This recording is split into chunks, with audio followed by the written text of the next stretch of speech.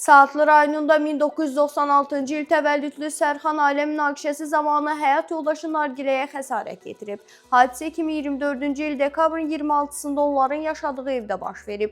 İstintaqa görə Sərxanın mətbəxdə baş verən mübahisə zamanı arvadının saçından tutaraq baş nahiyəsinə və bədəninin müxtəlif yerlərinə zərbələr vurub. Ekspertiza xəsarətləri yüngül dərəcəli kimi qiymətləndirib. Təqsirləndirilən şəxs özünü qismən təqsirli bilib, lakin qadını döymədiyini deyib. Onun sözlərinə görə səhər evdən çıxarkən həyat yoldaşı gödəkçəsini düzəldərkən boynundan öpmək istəyib, daha sonra mobil telefonunu götürüb geri verməyib. Gün ərzində həkimə getməməsi və axşam yeməyi üstündə mübahisə vəziyyəti gərginləşdirib. O iddia edib ki, yalnız həyat yoldaşını itələyib. Nargilə və Sərxan 2023-cü ildə övlad sahibi ola bilmədikləri üçün həkim nəzarəti altında müalicə alıblar. Nargilə müalicəsini davam etdirib, lakin Sərxan lazımi analizləri vermədiyi üçün müalicəsini tamamlaya bilməyib. Bu da aralarında gərginliyə səbəb olub. Zərər çəkmiş Nargilə isə ifadəsində ərinin sərxoş halda evə gəldiyini, onu və ailəsini təhqir etdiyini, daha sonra saçından tutaraq baş nahiyəsinə 4-5 dəfə yumruqla zərbə vurduğunu bildirib. O qeyd edib ki, mübahisəyə həmçinin müalicə məsələləri və ərinin atasından pul və ya